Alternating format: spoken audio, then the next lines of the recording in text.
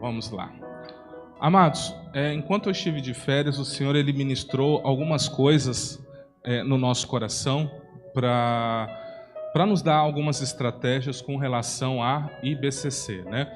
E a gente já conversou com líderes, apresentou algumas coisas, outras coisas a diretoria está trabalhando, mas eu creio que o Senhor vai nos dar toda uma sabedoria, uma estrutura para receber um novo tempo. Como vocês têm acompanhado, nós temos recebido muitas palavras proféticas que a igreja vai crescer. São pessoas diferentes, de lugares diferentes, que está dizendo, olha, esse lugar não vai caber, você vai ter que ampliar, você vai ter que mudar. Então nós estamos debaixo de muita palavra. E o que acontece? Quando a gente não tem uma estratégia, não tem um planejamento ou não busca isso, então a gente erra muito. Por exemplo, para você construir, se você construiu sua casa, teve um planejamento, né? Fase de tijolos, fase de empreitada, né? Como que se você fazer um financiamento ou não. Casamento, você passou por um planejamento. Tudo que você fez na sua vida, você fez um planejamento. E com a igreja não é diferente. Por mais que aqui é uma casa de oração e é espiritual, ela precisa de planejamento. Como que eu recebo, por exemplo, hoje foi inaugurada uma novidade. A nossa querida irmã, ela recebeu, foi a primeira pessoa que recebeu uma novidade. A gente está pegando os visitantes que vêm pela primeira até segunda vez, mas que não recebeu. A segunda vez é quem não recebeu o presente, tá? A segunda vez que recebeu já está abençoado, mas o que vem pela primeira vez, ele vai receber um presente. A gente vai pegar um contato dele para a gente começar a acompanhar essa pessoa, orar por ela, se possível visitar ela, para ela entender que nós estamos interessados na vida dela.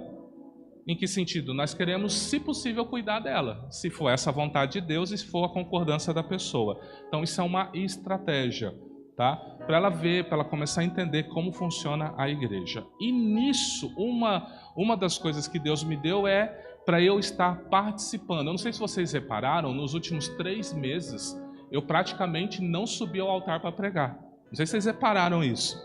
Todos os irmãos pregou, e pregou muitas vezes. Eu fiquei uns 3 meses longe do altar.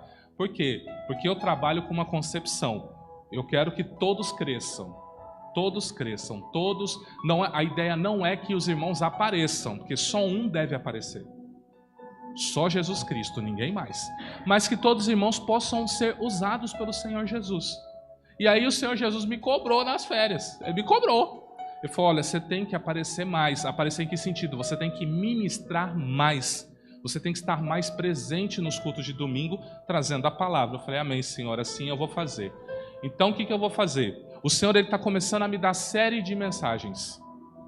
Essa aqui eu intitulei, eu queria dar outro nome, eu não vou falar qual que é, mas o nome dela é Deixe de Errar, tá? Eu queria dar um outro nome. A pastora falou, pelo amor de Deus, não fala isso. Eu falei, tá bom, vamos mudar de nome então. Aí o nome dessa série é Deixe de Errar. Luiz, clica para mim, por gentileza, ele saiu do slide lá. E vai ser uma série de mensagens com 4 mensagens, tá? Ela vai ser 4 mensagens. Por que deixe de errar? O que é erro? Segundo o dicionário Príbera, ele é o ato ou efeito de errar, aquilo que resulta numa má compreensão ou análise de um fato ou assunto, um engano, né? O que está imperfeito ou mal feito, diferença entre o valor real do valor calculado, desvio em relação a uma norma, afastamento do que é considerado bom, né? Ou boa conduta, uma falha, atitude ou comportamento considerado reprovável do ponto de vista moral, falha ou pecado. Todos nós erramos. Todos nós temos problemas. Nós erramos na vida amorosa, nós erramos na vida na igreja, nós erramos na vida no trabalho, nós erramos com a nossa finança. Nós cometemos erros e às vezes são erros tão simples, mas é esse erro que faz com que eu me enrole todinho.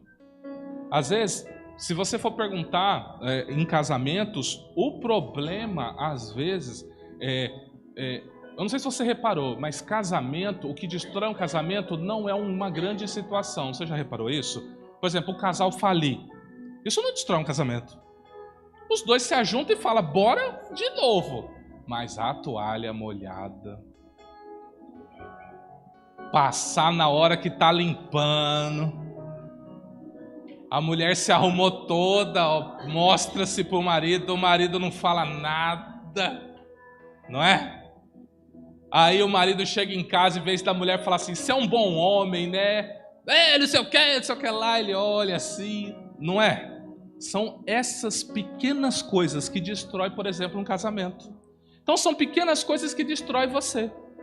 Então nessa série de mensagens, eu vou falar para você, deixe de errar hoje na vida espiritual.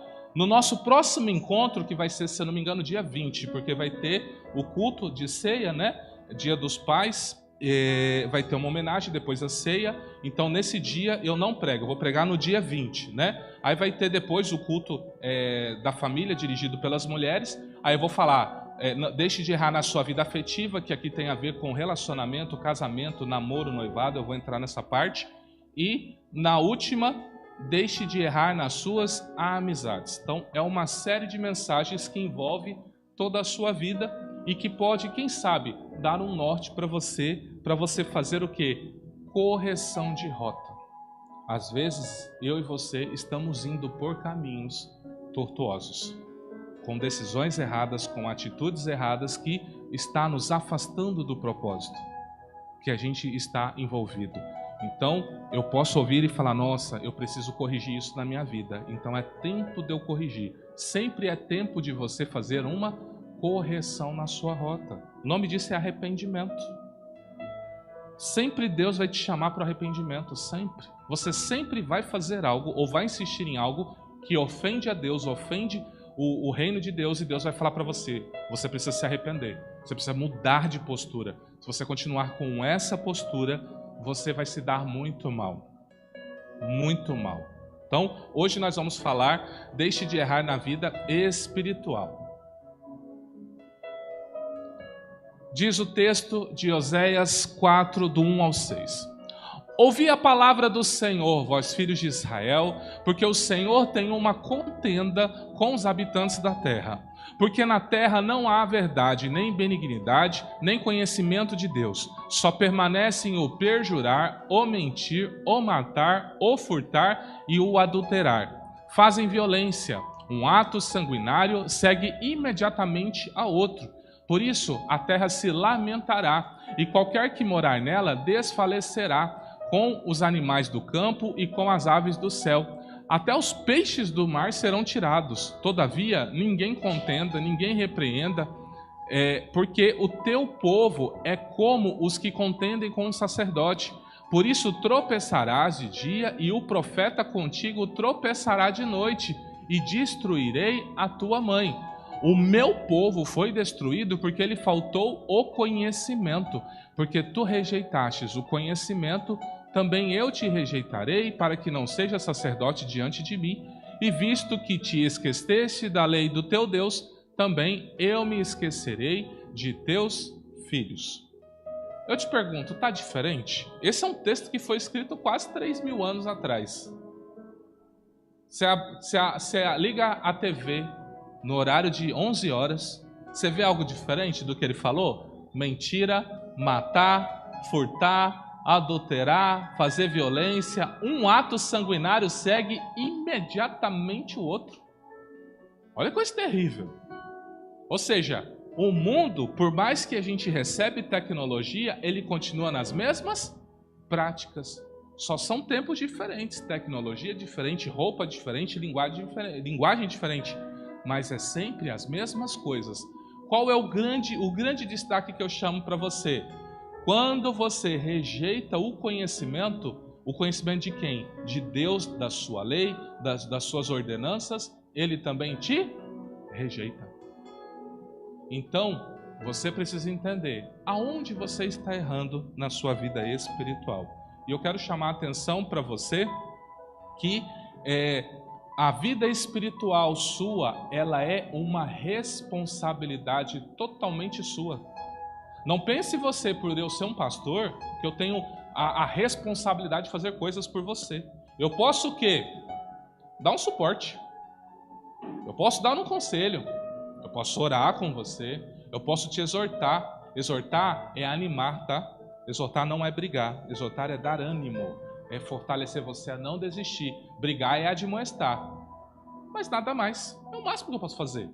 E aí, tá tudo bem com você? Tá precisando de alguma coisa? Eu posso orar por você? Fica firme, não desista não. Ô irmão, vigia. Isso eu posso fazer. Mas eu não posso ir na presença de Deus e viver a sua vida espiritual por você. Isso eu não posso fazer. Salvação, ela é individual. O relacionamento de pai e filho com Deus é você e ele. Se eu chegar junto com você diante de Deus e Deus fizer uma pergunta para você e eu entrar na frente de Deus e falar, não, Deus, eu respondo por ele. Deus vai falar assim, sai daí, xereta, não te chamei? Vai ser mais ou menos assim que eu vou ouvir do pai. Pode sair, ó, tô falando que você não. Você não teve filho e às vezes o filho entrou na frente assim, né? Ou para quem tem mais de um filho, e aí o outro filho, não sei o que, não tô falando que você não. Vai para lá. E às vezes o filho vai defender o outro, o que acontece? Na hora que está tomando uma surra, apanha junto. Não é assim? Então, com o pai não é muito diferente não, tá? Provérbios 1,32 diz assim, porque o erro dos simples os matará, e o desvario dos insensatos os destruirá. Salmos 19,12 diz, quem pode entender os seus erros? Expurga-me tu, dos que me são ocultos.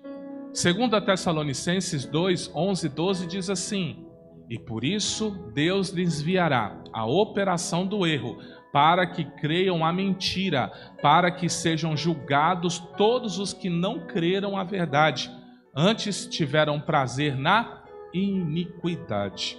Uma coisa que a gente precisa falar muito claramente para você é o seguinte, qual é o maior castigo que Deus pode dar para um ser humano? O que você acha? Qual é o maior castigo que Deus pode te dar? Sabe qual é o maior castigo que Deus pode te dar? É Deus entregar a direção da sua vida na sua mão.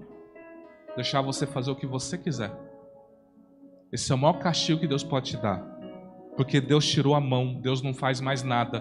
Deus não orienta, Deus não livra, Deus não manda mais pessoas para te ajudar, Deus não manda bênção, Deus não manda prosperidade. Vive a sua vida do jeito que você quiser. Por isso que Paulo vai dizer em Tessalonicenses, por isso Deus lhe enviará Entenda, quem está enviando a operação do erro? Deus. Já imaginou Deus entregar você a sua própria sorte? Deus está cuidando de você? Deus está livrando você? Deus está prosperando você? Deus está orientando você? Agradeça que Ele ainda se importa com você. Mas o dia que você olhar, ver que Deus já não está mais na sua família, não pode nem pisar na rua, que já dá um BO, uma batida, um assalto, você fala, meu Deus do céu, o que está acontecendo? É porque você rejeitou o conhecimento do Senhor e Ele te entregou a sua própria sorte. Por isso, você, porque o erro dos simples os matarás. Até pessoa que é simples, pessoa que é comum, ela precisa aprender as coisas do Senhor. Ninguém está livre de, eu estou simples, eu não preciso, tá bom do jeito, eu vou servir Deus do meu jeito. Meu irmão, se Deus deixou uma palavra, teve muita gente que morreu para que uma Bíblia dessa chegasse na sua mão. Muita gente morreu. A Bíblia foi escrita por mais de 40 pessoas diferentes, de diversos tempos, de diversas estações, e tudo isso para você ter o conhecimento de Deus. E sabe o que você faz? Você olha a Bíblia aqui, aí você abre o seu celular aqui, aí você olha aqui, aí está o Instagram, o meu está com 13 notificações, aí eu fico assim, Deus me entende. Aí eu abro o meu Instagram. Aí de repente eu vou lá para os meus shorts lá, né? E vou. De repente, 40 minutos. Deus falou, ei meu filho, com 40 minutos você já tinha lido uns 10 capítulos aí, hein? Eu já tinha falado algo para você, eu já teria dado uma revelação para você, eu já teria mudado a história da sua vida já. Mas você está indo nesse caminho de morte. Por isso, deixe de errar, amém? A nossa vida espiritual é baseada em fundamentos que devem ser praticados sempre. São eles, são vários. Eu trouxe pelo menos 6 para você, tá? A oração, a leitura e a meditação na palavra, o jejum, que é uma abstinência de alimentos, e também ele externa uma humilhação para o seu corpo, a fé, o testemunho do Senhor Jesus e o congregar. São esses fundamentos que, se você praticar, a tendência é você errar menos e o menos possível na sua vida espiritual. Oração. Quem não ora, erra, e erra muito. E aconteceu que, estando ele a orar num certo lugar, quando acabou, lhe disse um dos seus discípulos: Senhor, ensina-nos a orar, como também João ensinou os seus discípulos. Lucas 11, 1. 1 Tessalonicenses 5,17, Paulo diz: orai sem cessar. Veja, os discípulos vieram no Senhor Jesus e fez uma pergunta: ô Senhor, nos ensina a orar. Vocês imaginam você conviver pessoalmente com o Rei da Glória? Ele acordava de manhã, já acordava assim, viu um morto, ressuscita aí. Viu um cego, veja. Ande, ser limpo. Os discípulos olhou e falou: uai, nós queremos aprender esse negócio também. Como que nós vivemos isso? Nos ensina a orar. Nos ensina a falar com Deus de uma maneira que nós consigamos nos conectar com Ele e o que nós apresentamos a Ele seja ouvido. Como está a sua vida de oração? Não é para responder, é reflexão, tá? Tudo que eu perguntar para vocês essa noite é reflexão. Ah, não tá bom não, não precisa falar, irmão. Não se exponha, fica em paz. Mas você, pensa, não tô orando, hein? Quando eu vejo, né? Nós, normalmente, quem é mais antigo, né? Foi ensinado que para comer tem que orar, né? Então você vem com o alimento, você faz uma oração de ação de graça, né? E aí quando você está vindo na igreja, normalmente você vai sentar para comer, você bota o garfo, se alguém puxar a oração, você devolve a comida, né? Ou qualquer coisa, você está comendo, aí você fala: eu acho que eu esqueci alguma coisa. Aí você está comendo, você fala: não agradeci. A pressa tem sido tanta que a gente não consegue dizer: Deus, obrigado por este alimento. Você sabia que existe, o judeu dá um nome para essa oração de alimento? Se eu não me engano, acho que é brachá, ou prachá que chama. Que é a oração de ação de graça pelo alimento. Sabe como ela é? Simples assim. Você fala assim, bendito seja o Rei do Universo, que nos proveu o alimento desde a terra. Está santificado o alimento. É difícil fazer isso? Um copo com água, bendito seja o Senhor que me dá água da vida. É difícil fazer isso? Mas a gente está tão preocupado com o dia a dia, com o trabalho do dia a dia, que a gente ignora o quê? Pequenas coisas. E oração não é pequena coisa. Oração é uma coisa muito grande para quem caminha com o Senhor. Porque a oração, ela é algo que estabelece a minha comunicação, o meu relacionamento com Deus. Então eu te pergunto, você consegue tirar tempo do seu dia para orar? Você só ora aqui no culto ou de quinta ou no culto de domingo? Você faz aquela oração pedindo bênção para o dia ou agradece quando dorme? Ora o Pai Nosso, pelo menos? O que você faz?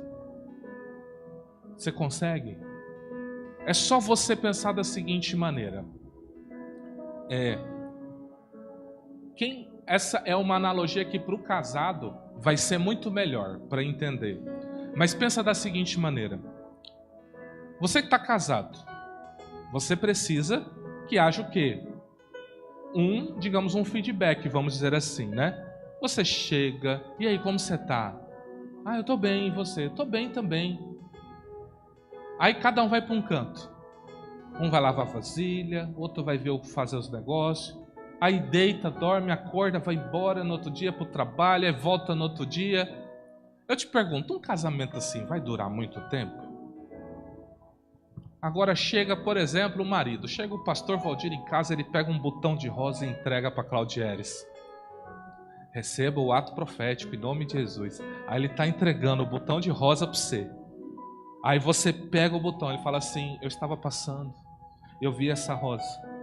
Você é mais linda que todas as rosas, mas isso aqui é só para demonstrar meu amor por você. Ai. O que vocês acham que vai acontecer mais tarde? Um Valdirzinho, uma Valdirinha vai nascer, vocês não concordam? Açaí, né? Vocês estão entendendo o que eu estou falando? Então, assim, se há necessidade de diálogo, de comunicação, imagina você e Deus, imagina você e seu Pai Celestial. A oração é um ato de intimidade, é o seu momento de relacionamento, é você e Ele, mais ninguém.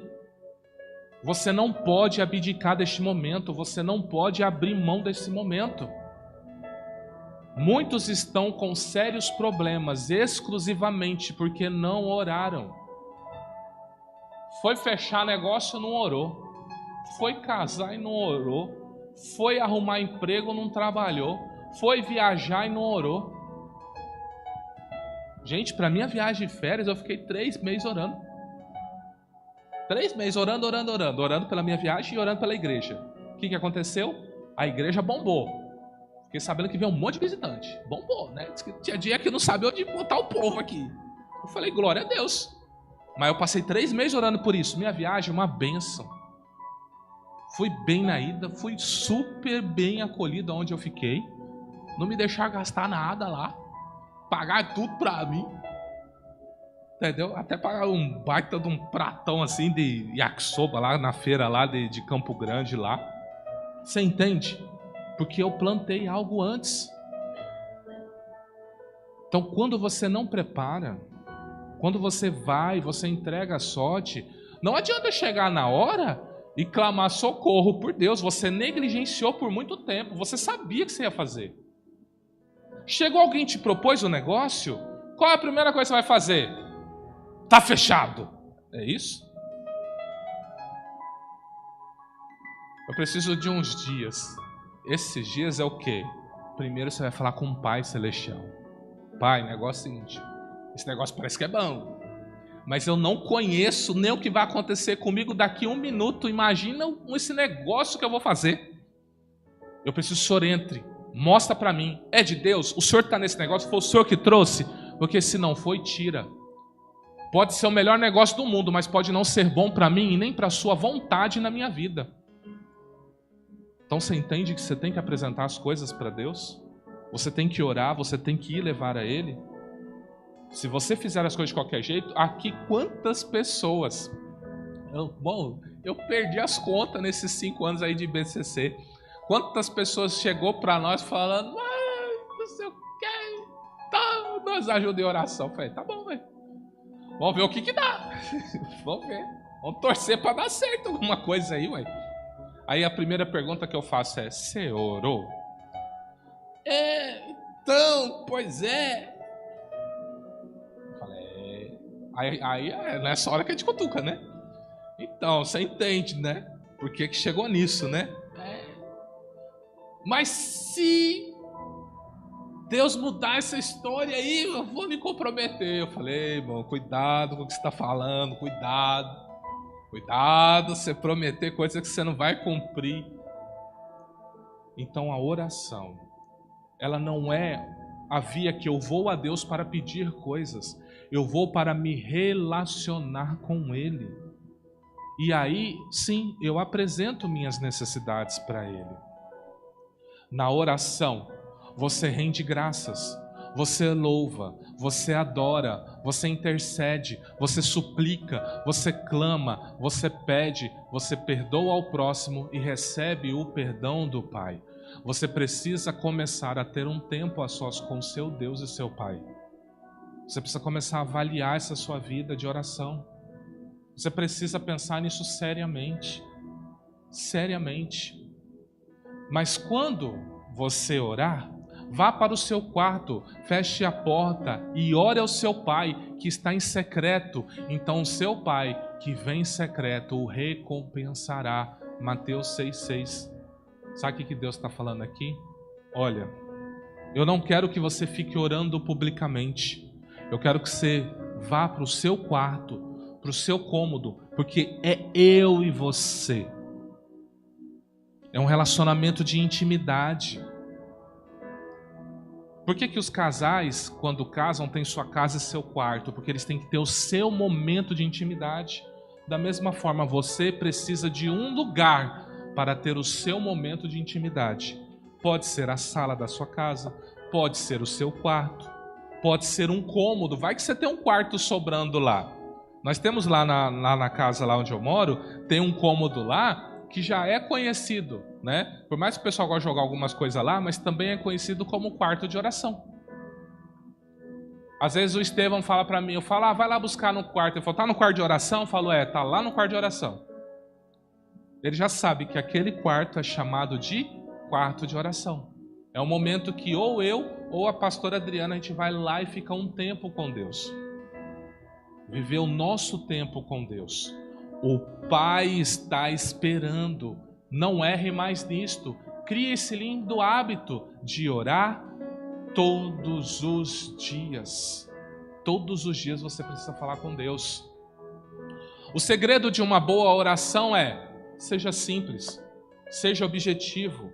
Não fique repetindo uma petição. Por exemplo, Deus, eu preciso de um carro. Deus, eu preciso de um carro. Deus, eu preciso de um carro. Irmãos, se ficar alguém atrás de você assim, o que você vai falar? Sai daqui, rapaz. Não vai? Então assim, precisa de um carro? Pai, eu preciso de um carro. E muda de assunto. Simples. Louve a Deus, né? Não fique repetindo uma petição sua. Louve a Deus, exalte os seus feitos, adore a Deus, engrandeça quem Ele é. Essa é a grande diferença de louvar e adorar. O que é adoração? Adoração é quando você reconhece Deus quem Ele é. Ele é santo, Ele é poderoso, Ele é de eternidade a eternidade, é o que Ele é. Então você o adora pelo que Ele é. O que é louvar? É por algo que Ele fez. Deus fez algo na sua vida? Deus me curou de uma doença. Então você vai, bendito seja o Senhor que me curou da doença tal. Você viu um milagre na vida de outra pessoa? Bendito seja Deus que fez um milagre assim na vida de tal. Isso é louvar. Por isso que Deus ele não encrenca muito quando você louva outras pessoas. Não há nada de errado. Eu virar, por exemplo, e falar assim: olha, Diaconisa Irene, você é uma excelente pessoa, o seu trabalho é maravilhoso. Não há problema nenhum em eu fazer isso. O louvor, você exaltar feitos, não tem problema. O grande problema é se eu virar e falar assim: Diaconisa Irene, aí o bicho pega. Aí Deus não deixa, Ele não dá a glória dele para ninguém. Então a adoração, que é você se render a Deus reconhecendo quem Ele é, isso é algo que você faz na oração. Nesse momento que nós estávamos aqui louvando, você fez duas coisas. Você atribuiu feitos a Deus, mas você também o adorou. Você diz que Ele é lindo, que Ele é maravilhoso, que você precisa dEle. Então tudo isso é a adoração. Deus ama um coração agradecido e sempre ore em nome do Senhor Jesus Cristo. Toda oração, ela deve ser feita em nome do Senhor Jesus. Porque é por esse nome que você é recebido. É por esse nome que você é acolhido. Se você orar uns 15 minutos por dia, olha, 15 minutos é um desafio. 15 minutos é desafio. Mas eu vou dizer para você, se você conseguir orar 15 minutos todos os dias, você já vai ver uma diferença extraordinária na sua vida. Muitas portas vão se abrir para você. O poder de Deus vai ser derramado. 15 minutos. Cronometra, vai lá, coloca lá, põe o despertador, bota lá, fala, vou ficar 15 minutos orando. Faz isso. Você já vai notar, em 2, 3 meses, você vai notar uma diferença absurda na sua vida. Absurda. Se você orar uns 30 minutos, se 15 é difícil, imagina 30. Mas se você conseguir essa façanha de se trancar por 30 minutos e orar, eu garanto para você, a maioria dos grandes pregadores que vêm e ministram unção, o máximo que eles oram é meia hora por dia. Não tem esses pregadores que você fica assim, nossa, babando ovo por eles? Se orar meia hora, ora muito. Estou falando sério. Porque eles também ensinam isso. Ele só pode ensinar o que ele pratica. Então, se você orar meia hora, sabe o que vai acontecer? Você chegar perto de uma pessoa, botar a mão na cabeça, ou manifesta um demônio, ou ela é cheia do Espírito Santo. Meia hora. Você acredita nisso? Meia hora, todo dia. Todo dia. E se você conseguir a façanha, isso é façanha, tá? De orar de 1 hora ou mais todos os dias. Ah, meu irmão, você não pode nem entrar em velório. Corre o risco de Deus usar você. Corre o risco. Não estou dizendo que vai acontecer, mas corre o risco. Jesus, ele passava a madrugada orando. Jesus, quando foi escolher os 12 apóstolos, ele ficou a noite inteira orando, só para Deus falar qual era o nome dos apóstolos para ele. E nós tomamos decisões sem saber isso. Entenda, irmãos, essa pregação é para todos nós. Eu me incluo nela, tá? Eu me incluo nessa pregação. Essa pregação me chama a atenção para eu não errar mais. Eu preciso começar a orar também, todos os dias, mais de uma hora, para viver o extraordinário e ministrar o extraordinário na vida de vocês. Portanto, ore. Amém? Eu chamo a atenção em um outro tópico, que é a leitura e a meditação na palavra. Salmo 1:3 diz assim: Bem-aventurado o homem que não anda segundo o conselho dos ímpios, nem se detém no caminho dos pecadores, nem se assenta na roda dos escarnecedores. Antes tem o seu prazer na lei do Senhor, e na sua lei medita de dia e de noite. Pois será como a árvore plantada junto a ribeiro de águas, o qual dá o seu fruto no seu tempo, as suas folhas não cairão, e tudo quanto fizer prosperará. Salmos 119, 105. A tua palavra é lâmpada que ilumina os meus passos e luz que clareia o meu caminho. Entenda uma coisa. Você tem que aprender a ler a palavra todos os dias. Todos os dias. Deus colocou no meu coração de eu começar a fazer uns devocionais, né? E eu era meio resistente a isso. Muito resistente, porque tá cheio de devocional. Tá cheio, senta na internet, tem Antônio Júnior, tem esses camaradas tudo daí. Eu falei, mas Deus, o que eu vou contribuir? Já tem tanta gente boa fazendo isso. E aí o Senhor falou, faça. Porque o que eu estou pensando? Eu estou pensando na IBCC lá da frente. Eu quero criar uma rotina minha, aonde junto com você eu medito. Por isso que eu estou mandando para vocês aquele devocional nos grupos da igreja, nos status. É 15 minutinhos. Nós lemos um salmo, pincelamos os versículos que tocam no coração, eu ministro aquilo que o Espírito fala e eu falo, olha, faça essas perguntas. Se todo dia você fizer isso, sua vida já vai ser diferente. Porque às vezes, no seu dia a dia, você só está tendo problema porque você está com falta de orientação por parte do Senhor e na sua palavra. Nós precisamos nos debruçar na palavra de Deus. Nós precisamos voltar à palavra. Quem garante que o que eu estou pregando aqui é correto? Quem garante que tudo que foi pregado aqui em julho é correto, ou que a gente tem pregado desde o começo é correto? Quem garante? A palavra. Agora, se você não lê a palavra, vai que nós estamos tudo fazendo vocês de bobo aqui. E aí? É coragem de eu falar isso, você não concorda?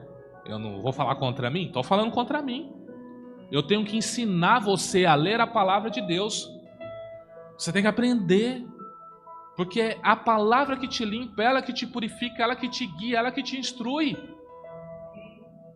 E tudo aquilo que a gente puder contribuir no conhecimento, a gente vai contribuir. Mas se você não tiver essa prática, como sua vida vai mudar? Como você vai ser transformado? Como você vai vencer os vícios que você tem? Os problemas que você tem? Só a palavra de Deus nos purifica e nos transforma. Quem não lê a Bíblia erra e erra muito. Jesus respondendo disse-lhes: porventura não errais vós em razão de não saberdes as Escrituras e nem o poder de Deus? Marcos 12, 24. Sabe por que você erra? Porque você não conhece nem a palavra e nem o poder. Esse é o grande problema da igreja pentecostal e é o grande problema das igrejas tradicionais.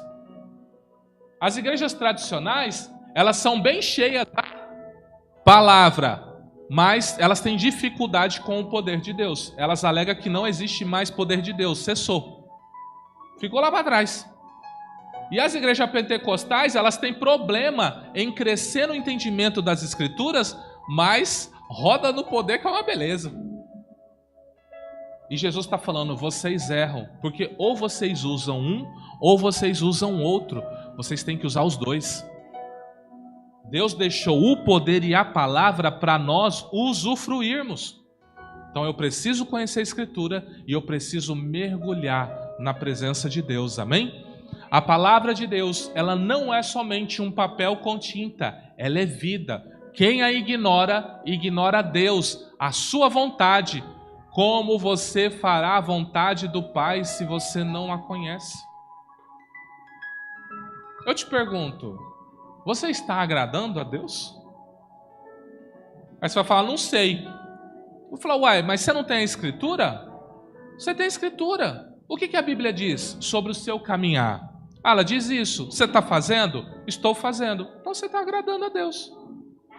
Simples. Pode deixar, se ela não quiser ir, pode deixar. João 6,63 diz assim: o Espírito é o que vivifica, e a carne para nada aproveita. As palavras que eu vos disse são Espírito e vida. Vou ler de novo. O Espírito é o que vivifica, a carne para nada aproveita. As palavras que eu vos disse são Espírito e vida. Você sabia que a palavra de Deus, ela tem vida? Ela é uma vida pulsante. Ela não é uma letra morta. O diabo, ele enfiou uma mentira no nosso meio. Ele falou bem assim, que estudar a palavra de Deus como eles falam, a letra mata. O Espírito vivifica. Quem estuda a palavra de Deus está indo por um caminho de morte. O diabo enfiou isso no meio da igreja. Só que a letra morta que fala, o texto está se referindo à lei. A lei que Deus deu lá no Monte Sinai. Essa é a lei que mata. Essa lei não me dá vida. Ela só mostra o meu pecado. O fim da lei é Cristo. O objetivo da lei é mostrar que quando eu sozinho eu não consigo me redimir, só através de Cristo eu consigo ser salvo. Somente Cristo pode me salvar. Por isso que quem tenta viver a vida pela lei, ele não encontra vida. Ele precisa receber a Cristo como Senhor e Salvador da sua vida. Aí ele recebe vida e recebe a vida de Deus. Então a palavra de Deus, ela é vida. Ela é o próprio Espírito. Quando você lê a palavra, você fala a palavra, você verbaliza a palavra, o fluxo do poder e de vida de Deus flui em você. Naturalmente. Eu tenho falado isso nos últimos devocionais. Verbalize, fale, declare. Declare a palavra de Deus, anuncie. Está vivendo uma vida de derrota? Declare, eu sou mais que vencedor em Cristo Jesus. Aí vem a derrota, você fala assim, quanto mais eu rezo, mais assombração acontece. Para de murmurar. Verbalize. Vá contra tudo que está indo para te derrotar, para te destruir. Verbalize. No princípio era o verbo estava com Deus e o verbo era Deus. Ele estava no princípio com Deus. Todas as coisas foram feitas por Ele e sem Ele, nada do que foi feito se fez. João 1, do 1 ao 3. A palavra de Deus é vida para você. Leia a palavra. Ela é a própria vida de Deus. Jesus é chamado de a palavra. Você não pode negligenciar a palavra. Aí você fala, olha, tem um problema. Primeiro, eu sou ruim para ler. Ou eu nem sei ler. Tem dificuldade. Meu irmão, vou te ensinar um segredo. Depois que eu botei isso em prática, eu já li a Bíblia umas 3 vezes já. Você baixa, todo mundo tem celular, amém? Todo mundo tem celular, smartphone. Você vai baixar uma Bíblia no seu celular. E o que você vai fazer? Ah, hoje eu quero ler um texto. No meu tem um fonezinho aqui, ó, de som. O que eu faço? Eu clico nele e ele começa a o quê? Porque ouvira que ungiram a Salomão rei em lugar de seu pai, porquanto Hirão sempre tinha amado a Davi. Então Salomão mandou dizer a Hirão: bem sabes tu que Davi, meu pai... Aí você fala assim, nossa, tá muito lento. Aumenta. Por causa da guerra com que o cercaram, tá muito lento. Os inimigos debaixo das plantas dos seus pés. Porém agora o Senhor meu Deus me tem dado descanso. Tá muito lento. Adversário não há, Aumenta. nem algum ao encontro. E eis que eu intento edificar... Tá muito rápido esse negócio aí. Você vai falar, tá muito rápido. Você pode diminuir. Cortem cedros, e os meus servos estarão com os teus servos, e eu te darei o salário dos teus servos. Então te pergunto, qual é a desculpa que você tem? Sabe como eu faço? Eu acordo, dou um bom dia para Deus. Normalmente eu faço assim, porque não adianta orar, irmão. Orar com sono, né? É a pior coisa que tem. No final você está abençoando Deus. Você sabe que é assim, né? Deus, eu te abençoo. Não, quer dizer, peraí. Deleta tudo que eu falei aí. Orar com sono, você sabe que é problema. Sabe o que é, né?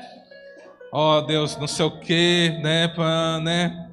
Oh, Deus, vontade de comer um açaí. Opa, peraí. O que vem açaí na minha cabeça? Não é assim? Então você tem que acordar. Vai jogar uma água no rosto. Mas sabe, quando eu acordo, sabe o que eu faço? Eu saio assim na casa, ó. Eu acordo, já vejo aonde eu vou ler, solto o áudio e vou fazendo assim, ó. Aí eu tô pegando a comida, tô com o celular do lado, tô ouvindo, de repente, falo uma coisa, eu volto, falo, opa, peraí, dou pause, entendeu? Falo, uai, o que é isso aqui que ele falou? Uai, que legal, olha, eu não tinha visto isso. E é assim que eu vou fazendo. Numa brincadeira dessa, em 1 ano, você lê a Bíblia tranquilo. Só assim eu já li umas 3 vezes a Bíblia. Só assim. Aí eu te pergunto, qual é a sua desculpa? Fica difícil agora, né? Tecnologia é contra nós, não é? Tipo, se Deus é por nós, a tecnologia é contra nós, né? Porque se veio essa facilidade, por que a gente não faz? Você entende que tá tudo fácil para você fazer? Essa Bíblia aqui, ó, do jeito que ela está, a igreja, ela não tinha. A igreja, ela não tinha. Hoje, eu e você temos ainda uma Bíblia. E temos Bíblias de estudo ainda. Para dificultar ainda mais as nossas desculpas. Agora, você não pode nem alegar desconhecimento. Os maiores nomes da teologia estão escrevendo na Bíblia. Os nomes mais respeitados. Você não precisa nem mais preparar um esboço. Essa Bíblia aqui, ó, Bíblia do Pregador Pentecostal. Tá aqui, ó. Eu tenho um sermão do Salmo 29:2, a beleza de Deus. Eu podia pregar em meia hora para vocês esse sermão aqui, ó. Tá aqui. Tá tudo fácil. Qual que é a desculpa que eu e você dá? Você precisa se voltar à palavra de Deus, amém? Jejum. Jejum, ela é uma abstinência que nós temos com relação à carne, né? Diz Mateus 9, do 14 ao 15. Então chegaram ao pé dele os discípulos de João, dizendo: por que jejuamos nós e os fariseus? Muitas vezes os teus discípulos não jejuam. E disse-lhe Jesus: podem porventura andar tristes os filhos das bodas enquanto o esposo está com eles?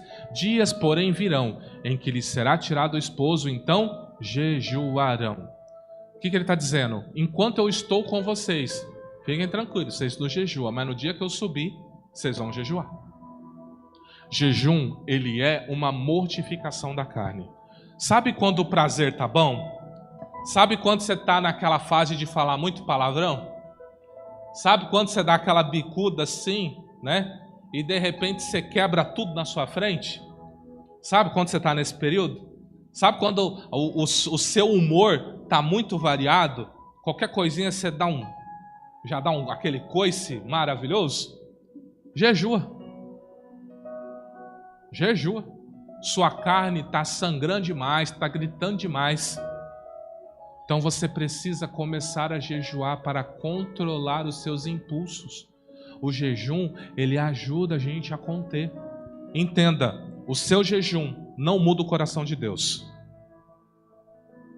A sua oração não muda o coração de Deus. Mas a sua oração, o seu jejum, muda o seu coração. Você começa a se converter verdadeiramente para o Senhor. Quanto mais você orar, mais você jejuar, mais transformado você será. Por isso você não jejua para ter coisas. Olha o que ele falou. Pega a visão. Dias, porém, virão em que lhe será tirado o esposo, então jejuarão. O que é o jejum? A saudade do Senhor Jesus. Parece que Jesus não fala mais com você? Parece que tem dias que você não consegue mais ouvir a voz dele, a direção dele? Jejua. Ele disse que se você pedisse alguma coisa no nome dele, ele daria. Você não precisa jejuar para conseguir coisas para Deus, de Deus. Mas, se você jejuar porque está com saudade dele, porque a carne está falando mais alto, então você vai voltar a sentir a presença do Senhor Jesus. Porque o seu corpo, ele prefere o erro.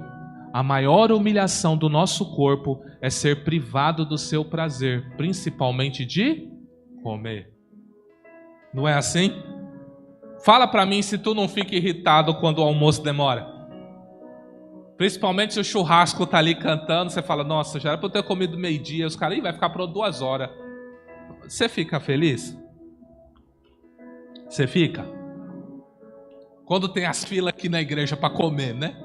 Aí você chega lá, você é o último da fila, você fala, meu Deus, só o tanto de gente, será que isso vai demorar ou não vai? Aí você vê que o irmão tá ali com 2 pratos, porque ele também já quer levar para pessoas que não podem ir lá na fila. Aí você fala, mas por que o irmão tá ali com 2, 3 pratos? Não é assim? Porque você tá com fome. Então você fica naturalmente irritado. Então o jejum, ele ajuda você a controlar esses impulsos. Os efeitos do jejum são muito bons. Ele tem um efeito físico e um efeito espiritual.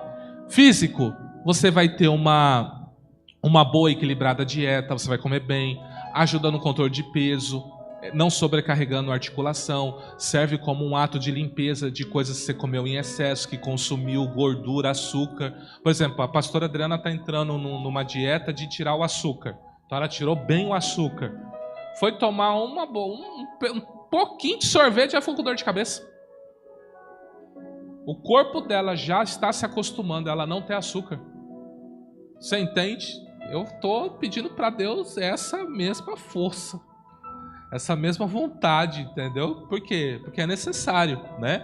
Mas o jejum, ele ajuda no seu corpo. E espiritual, ele ajuda a mortificar, né? O seu corpo, ele é um estado de humilhação. Deus vê o seu jejum como uma humilhação. Não adianta nada você rasgar a roupa, mas encher o bucho. Você entendeu? É mais fácil você andar bem vestido e abrir mão de uma refeição. Deus vai receber com muito mais louvor essa sua humilhação do que você sair gritando, raspando cabeça, fazendo um monte de coisa aí.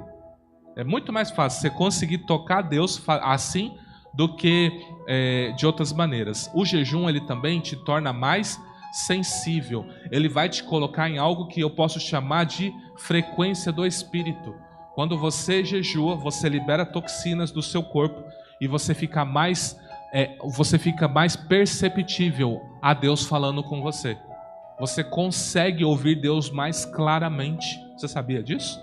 Então, por isso que a gente fala, se vai jejuar, ore. Por quê? Porque aí você vai estar totalmente aberto à direção do Senhor. Totalmente. Totalmente. E aí, você não vai precisar mais conversar com o bispo, com o pastor, com as diaconisas. Você entrou no seu quarto, Deus já te deu a resposta. Você só vai lá e vive, e planta e pratica. Porque você está mais aberto à voz do Senhor. O jejum, entenda, eu sei que hoje há uma confusão sobre jejum, né? Como ele deve ser feito. Eu vou fazer jejum de Coca-Cola. Não existe jejum de Coca-Cola. Vou fazer jejum de Netflix. Não existe jejum de Netflix. Vou fazer jejum, não sei. Jejum é abstinência de alimento. Ponto. Todas as demais coisas são propósitos. Vou ficar um mês sem Facebook, vou ficar um mês sem Instagram, vou ficar um mês sem não sei o que. Isso é propósito. Mas jejum é abstinência de alimento, tá? Então você pode fazer ele parcial, parte de um dia. Como assim? Abre mão de um café da manhã, ou abre mão de um almoço, toma um café da manhã bom, não almoça e vai jantar, entendeu? Ou abre mão da janta. O que me pega mais é a janta, então eu estou indo agora para janta. Por quê? No café eu estou no trabalho, então não tem como eu tirar um tempo com Deus. Na janta não tem desculpa, eu estou em casa.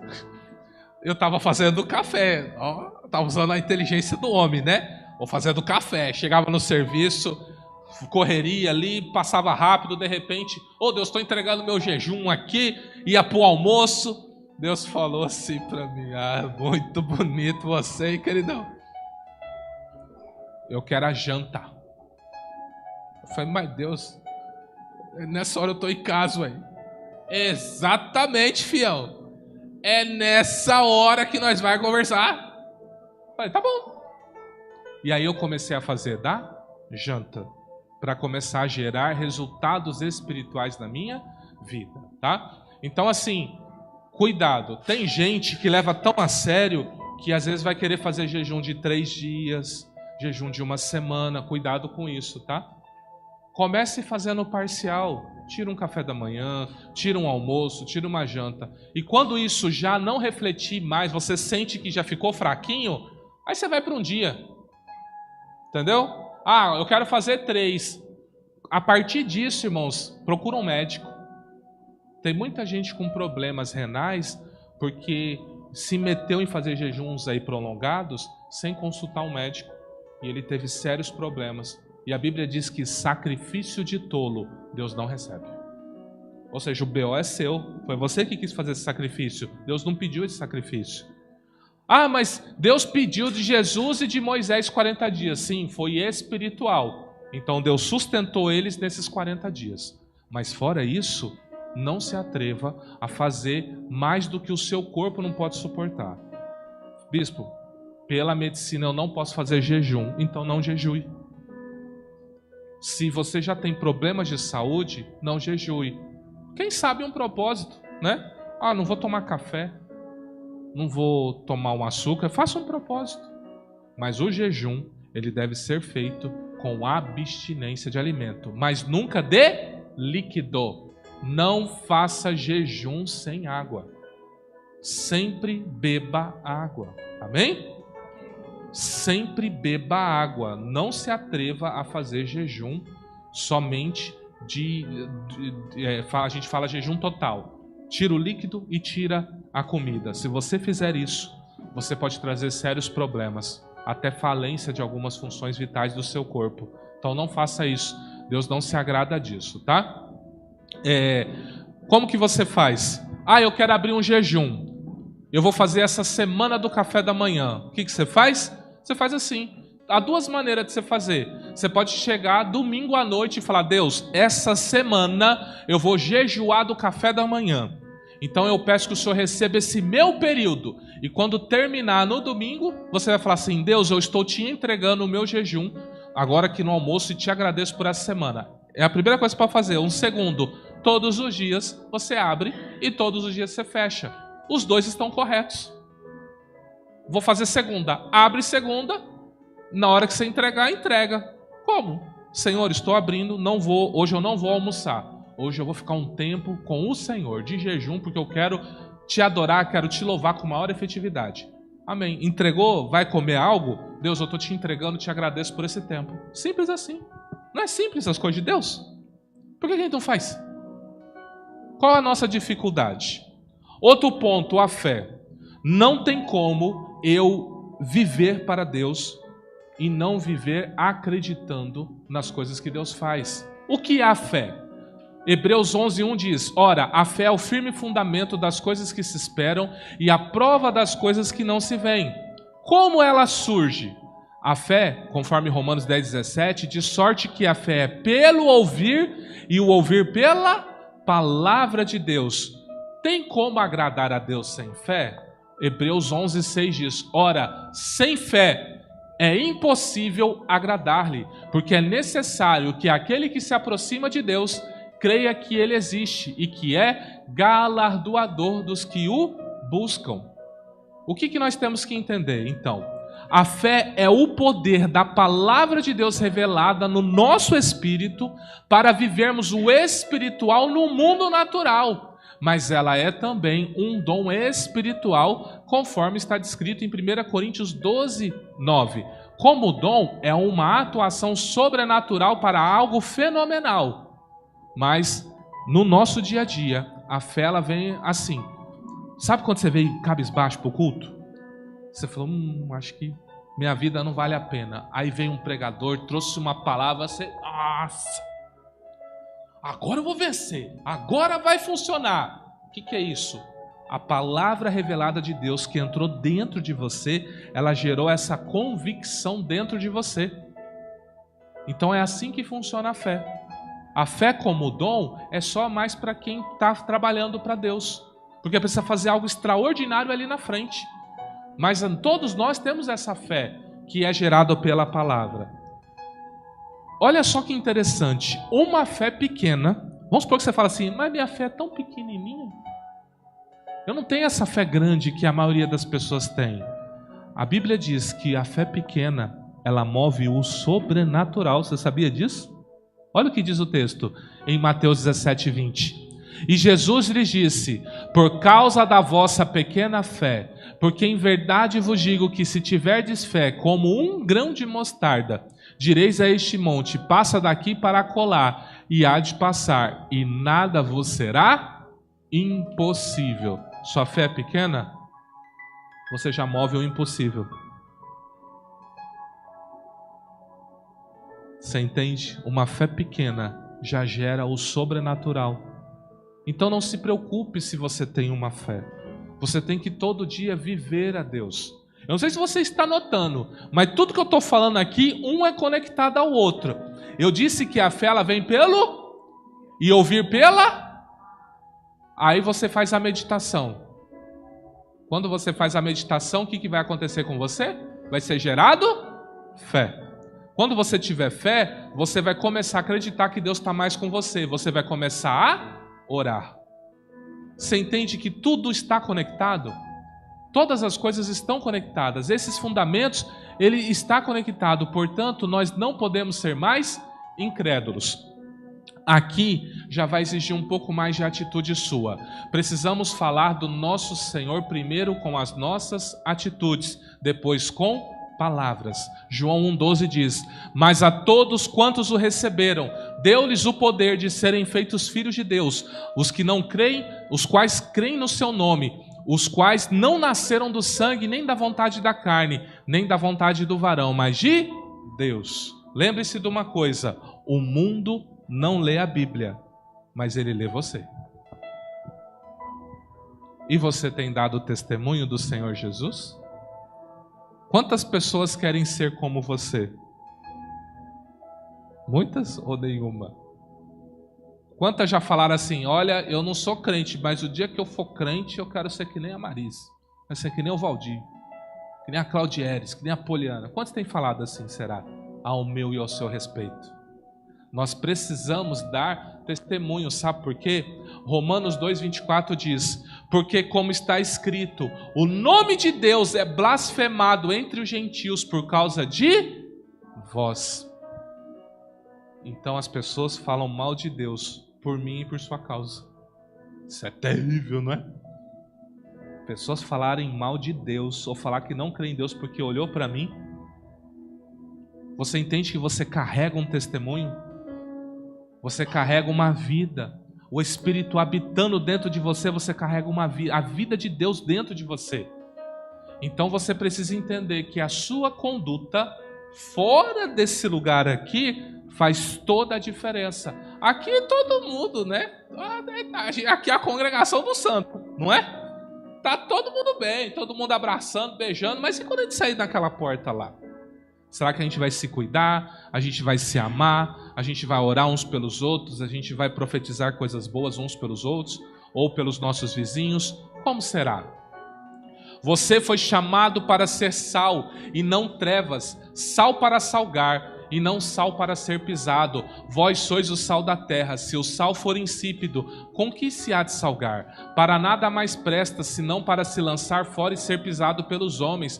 Vós sois a luz do mundo. Não se pode esconder uma cidade edificada sobre um monte, nem se acende a candeia e se coloca debaixo do alqueire, mais no velador, e dá luz a todos que estão na casa. Assim resplandeça a vossa luz diante dos homens, para que vejam as vossas boas obras e glorifiquem o vosso Pai que estás nos céus. Deus vai ser glorificado através da sua vida. A pergunta é: quem olha para você glorifica ou blasfema? Se blasfema, mude isso hoje. Decida mudar isso hoje. Fala, a partir de hoje vai mudar. As pessoas vão olhar para mim e vai dar glória a Deus. As pessoas vão olhar para mim e vão engrandecer o Todo-Poderoso.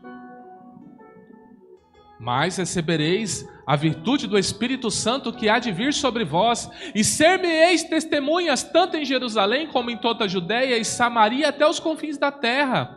E respondendo, porém, Pedro e João lhe disseram: julgai vós se é justo diante de Deus, ouvir-vos antes a vós do que a Deus, porque não podemos deixar de falar do que temos visto e ouvido. Apocalipse 12:11 diz: e eles venceram pelo sangue do Cordeiro e pela palavra do seu testemunho.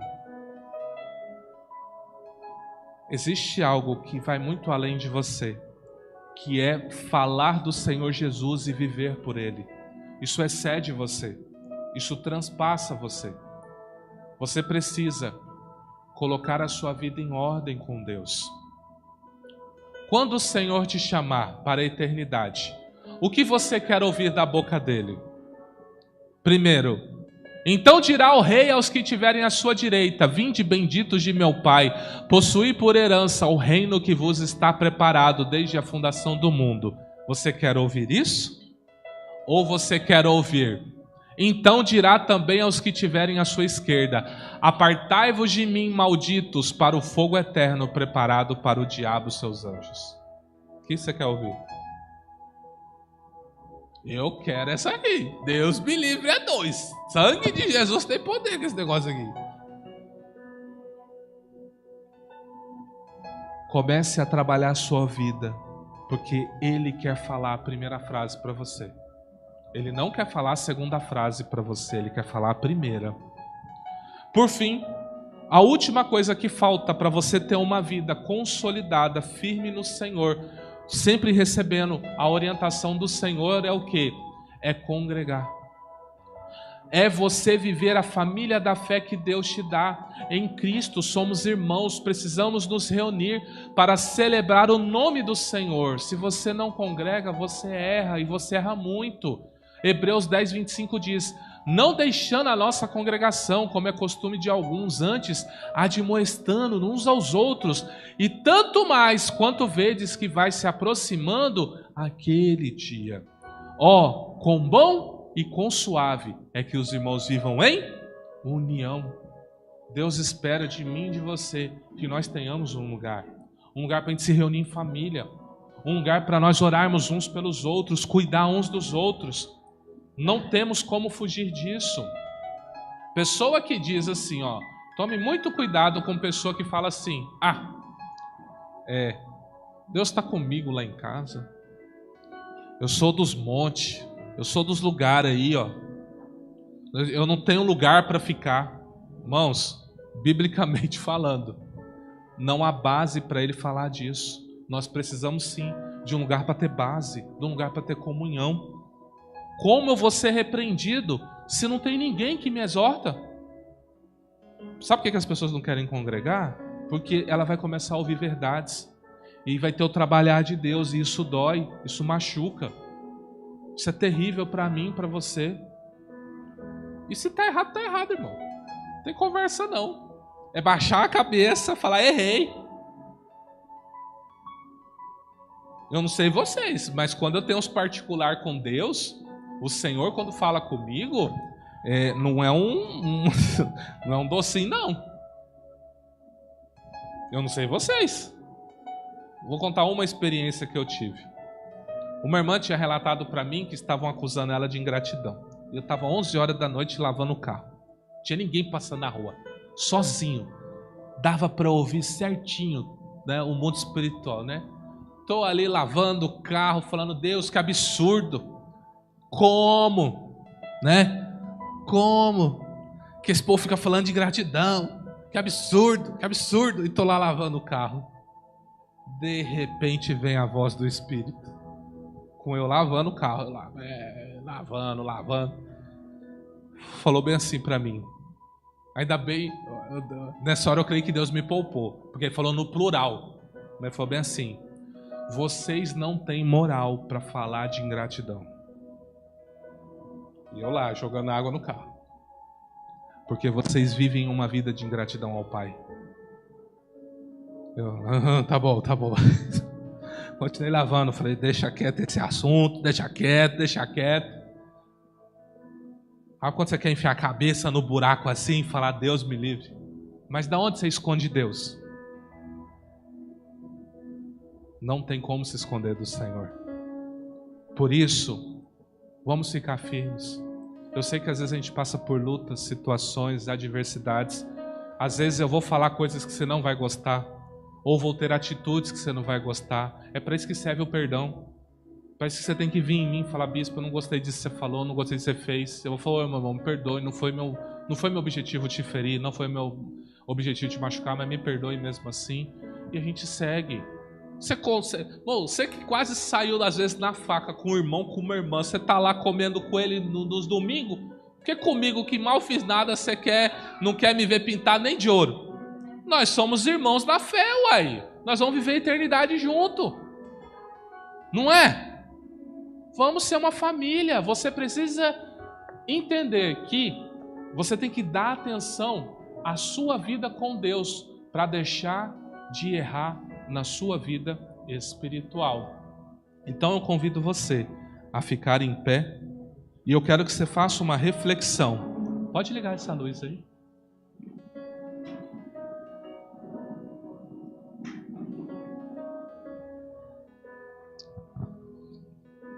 Eu quero que você faça uma reflexão. Como está a sua vida espiritual? Você tem orado? Você tem lido a palavra? Você tem jejuado? Você tem tido atos de fé? Você tem falado do Senhor Jesus? Você tem vivido pelo menos o testemunho dele? Você está congregando? Você está firme? Se não, eu desafio hoje a você se posicionar hoje. Eu não vou chamar ninguém a vir à frente, pode ficar tranquilo. Mas eu desafio você a tomar uma decisão aí no seu lugar, uma decisão de coração. É você e Deus, não é comigo. Eu posso orar por você, eu posso pedir a Deus por você, mas eu não posso mudar a sua vida. Mas Ele pode. Ele pode mudar a sua história hoje. Eu posso mudar a sua história agora. Se você se posicionar, decidir de coração, Deus pode fazer algo muito lindo na sua vida. Amém?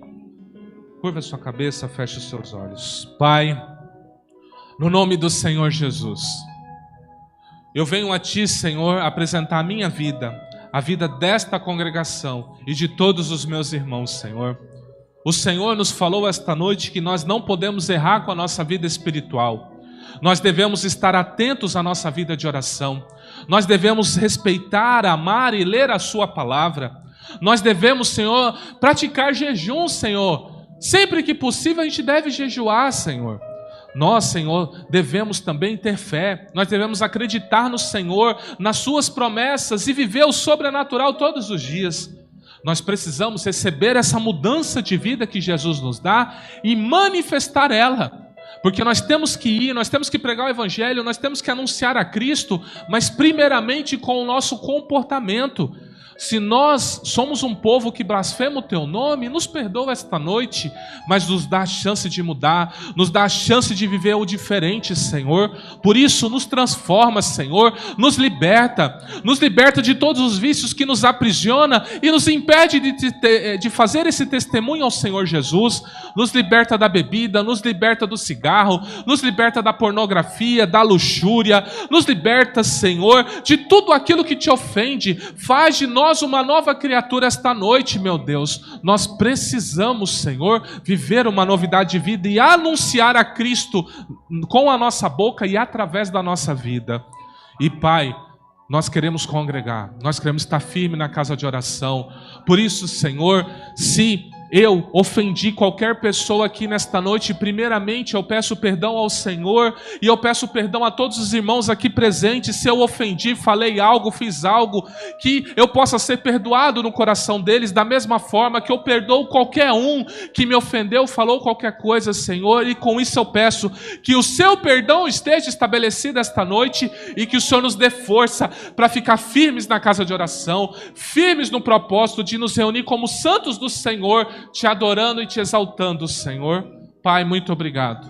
Eu rendo graças a Ti. Eu sei que nessa série de mensagens o Senhor vai falar com os corações e vai nos instruir para que a gente comece a ter uma vida de mais acerto do que erros, Senhor, e que o Senhor nos ajude a partir de hoje a viver o extraordinário na Tua presença. É o que eu te peço, te louvo e te agradeço no santo e poderoso nome de Jesus. Amém. Aplauda Jesus, amém?